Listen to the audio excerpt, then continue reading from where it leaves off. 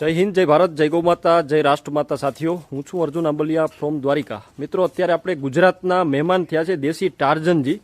આજે આપણે ભાવનગર ખાતે યુવરાજ સાહેબની મુલાકાત હતી અને ત્યાર પછી આપણે આપણા ગુજરાતનું ગૌરવ અને ઘરેણું ઇન્ટરનેશનલ લોક સાહિત્યકાર માયાભાઈ આહિરની આપણે સાથે છીએ.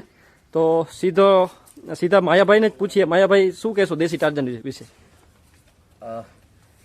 આજે ટાર્જનની મુલાકાત અને એ પણ મારા ફાર્મ ઉપર, એટલે પહેલાં તો એને હું ખૂબ ખૂબ અભિનંદન આપું છું કે જે રીતે મથુરાની અંદર કે ગોકુળની અંદર ભગવાન કૃષ્ણ અને બલરામજી ગાયોને ચારીને અને ગાયોનું વર્ધન કરીને એણે જે વિશ્વને દેખાડી દીધું હતું કે એક ગાયના દૂધની અંદર શું તાકાત હોય, અને બલરામજી પણ આવા જ કદાચ હશે કે એ કેવલ ગાયના દૂધનું સેવન.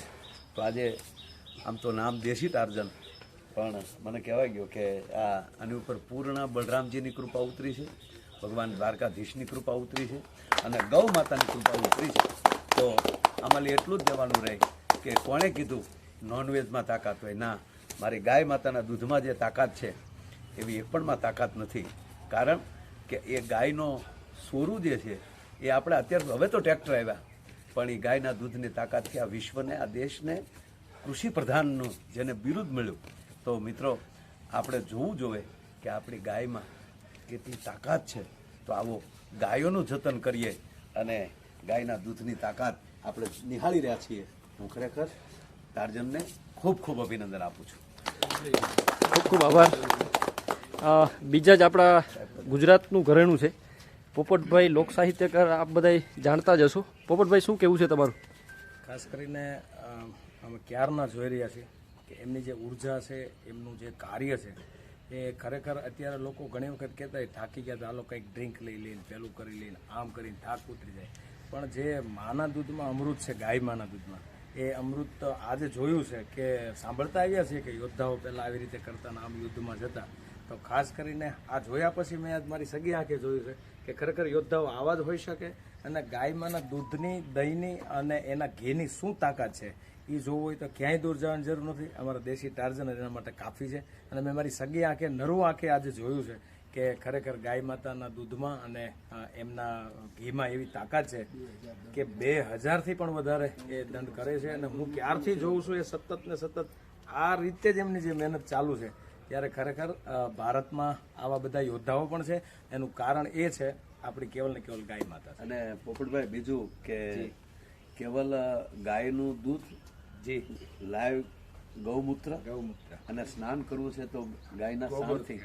અને એટલે જ મને કાગ બાપુની એક કવિતા યાદ આવે કે આમાં બળ ગાય માતાનું તો છે જ, પણ સાથોસાથ બ્રહ્મ હતું બ્રહ્મચર્ય, સૌ કોઈ કરજો ખ્યાલ.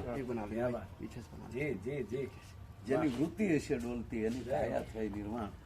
પણ વાતે ને ઘાટે દાદો જબરા રે, અને બ્રહ્મચર્યના જેને વજ્રના જેને તાળા જડ્યા, એવો અંજની ઉડ્યો.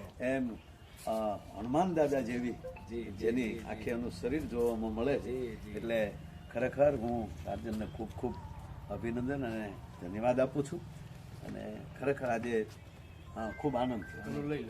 અને એક યુવાન તરીકે ગૌરવ લેવાથી વાત છે. દેશી ટાર્જનને જોઈએ આજના દેશના યુવાનોને ખાસ કરીને એક મેસેજ છે કે ભારત વર્ષનો યુવાન કેવો હોવો જોઈએ. બ્રહ્મચર્યનું પાલન કરે, દેશી ગાયનું ઘી, દૂધ અને માખણનું જો સેવન કરે તો વર્લ્ડ રેકોર્ડ ધારે એટલા તોડી શકે છે. એમાં કોઈ શંકાને સ્થાન નથી. બીજું પોપટભાઈ, અત્યારે આપણે યુવાનોને મિસગાઈડ કરવામાં આવે છે. ખાસ કરીને એડવર્ટાઈઝમાં, ટીવીમાં તમે જોતા હશો કે ભાઈ સન્ડે હોય યા મંડે રોજ ખા વંડે.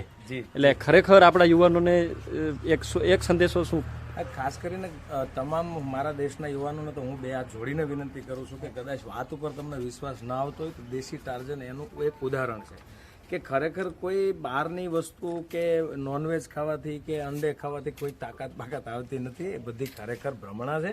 બાકી ગાયના દૂધમાં શું તાકાત છે, ગાયના ઘીમાં શું તાકાત છે, દેશી ગોબરથી સ્નાન કરવું, પોતાનું બ્રહ્મચર્ય અને ગાયના દૂધનો જે આહાર છે, આપણો દેશી જે પ્રકૃતિમાંથી જે મળતો જે ફલાહાર છે, એમની શું તાકાત હોય દેશી ટાર્ઝન એના માટે ઉદાહરણ. યુવાનોને ખાસ વિનંતી, આને ફોલો કરો, આને જોવો અને આનામાંથી કંઈક જીવનમાં પ્રેરણા લો કે અશક્ય વસ્તુ છે જ નહીં, મારા ભારતમાં જ જે છે એમાં કોઈ શંકાને સ્થાન નથી. હા, ખૂબ ખૂબ આભાર.